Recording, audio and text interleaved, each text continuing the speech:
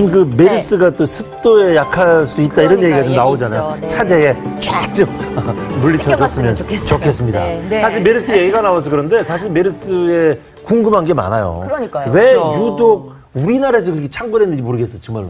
저도 몰라요. 네, 지난번 사스 때는 뭐 거의 문제가 없었잖아요. 그렇죠, 그때는 뭐 김치 덕분이다 이런 말도 있었는데 그래서 오늘은 메르스를 한의학적으로 한번 우리가 접근을 해보도록 하겠습니다. 그래서 좋습니다. 김무로 한의사 모셨습니다. 안녕하세요. 네, 안녕하십니까. 어서 반갑습니다. 안녕하세요. 정말 궁금합니다. 네. 우리나라 사람이 메르스에 약한 거예요? 그 맞는 얘기예요? 가설이에요? 우리나라 사람이 메르스에도 약하고 사스에도 약하고 독감에도 다 약하죠. 그런데 우리나라 사람뿐만이 아니라 전 세계 사람들이 그 바이러스는 이겨낼 수가 없는 바이러스 중에 하나예요. 우리나라 사람만 약한 건 유독 아닙니다. 그런 게 아니고. 단지 이제 생활 습관 문화라든지 여러 가지 네. 뭐 문병 문화라든지 또 접촉 문화라든지 악수를 요즘 많이 하지 않습니까? 요즘 악수 이렇게 하거든요. 아직도 이렇게 하시는 분들이 있고요. 그리고 이제 식사하는 과정에서도 이렇게 같이 밥그릇 쓴다 이런 문화들 때문에 그런 경우가 많지. 사실은 이게 서구에서는 접촉 문화가 한국처럼 이렇게 정 많은 문화가 별로 없지 않습니까? 그렇죠. 정 많은 문화다 보니까 그 좀 문화가 개인적인 문화죠, 서양은. 그렇죠. 네. 그리고 특히 이제 메르스 바이러스 같은 경우에 사스와 좀 다른 게 사스는 공기 중 전파는 빠르되 치사율은 좀 낮은 편이고요. 근데 메르스는 사실 공기 중 전파보다는 비말 전파인데 이 비말 전파가 갇혀 있다가 폭발해서 나올 때 삼투압처럼 폭발해서 나올 때 이게 공기 중 전파와 유사한 형태를 띠는 것뿐이지 사실 이게 이 밖에 나가서 공기 중에 전파되는 그런 바이러스는 또 아니거든요. 독감처럼. 그럼 공기 중 전파라는 건 바이러스가 공기 중 날아다니다가 오는 건가요? 지금 우리는 감기 바이러스 마시고 있는 거예요. 그런 바이러스가 공기 중에 있는데 공기 중 전파군요. 그렇죠. 근데 메르스 바이러스는 이게 비말 전파라고 해서 이제 타액이나 어떤 접촉, 수분 접촉에서 생기는데 이런 것들이 사실은 그 공기 중 전파와 유사하게 할 수 있는 것이 이제 그 갇혀 있던 공기가 터져 나갈 때 생기는 거지. 사실은 공기 중 전파는 좀 다르죠. 그 바깥 외기에는 공기 중 전파가 거의 없고요. 밀폐된 곳에서 공기 중 전파와 유사한 형태를 띠는 것뿐이죠. 아니 또 지금 저희가 앞서 오프닝에서 얘기한 네. 것처럼 뭐 메르스가 기후와 또 관계가 있다.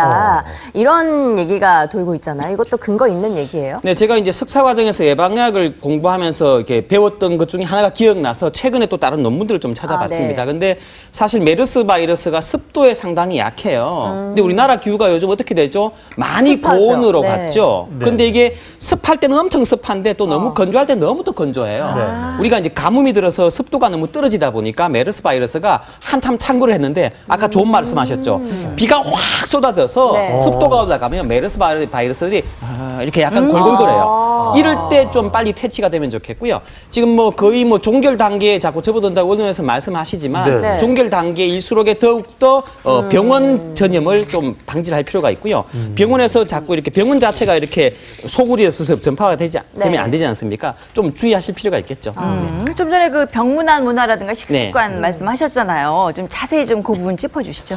네, 그렇습니다. 첫째, 이제 저는 깜짝 놀라는 것이 이제 점심 때 식사를 하러 가면 이렇게 찌개가 나오지 않습니까? 네. 몇 인분이라고 나오죠. 네. 몇 인분이라고 한 4인분, 4명 값 나오죠. 큰 사발에. 근데 거기 이제 국자가 있습니다. 그렇죠. 그 국자를 떠서 이렇게 먼저 떠서 하면 되는데 꼭 성질 급한 사람들이 먼저 숟가락 넣어서 먹다가 넣어서 한번 적고 나면 저는 못 먹어요. 왜냐하면 그 재수 없으면 거기에 균이 메르스뿐만이 아니라 식중독균 요즘 많거든요. 그리고 그렇죠, 이제 여름이니까. 요즘처럼 또 낮에는 엄청 찌는 듯한 더위다가 밤에는 약간 싸늘한 이런 기후 때 식중독균이 상당히 많아지는데 일단 그런 문화부터 고쳐야 되고요.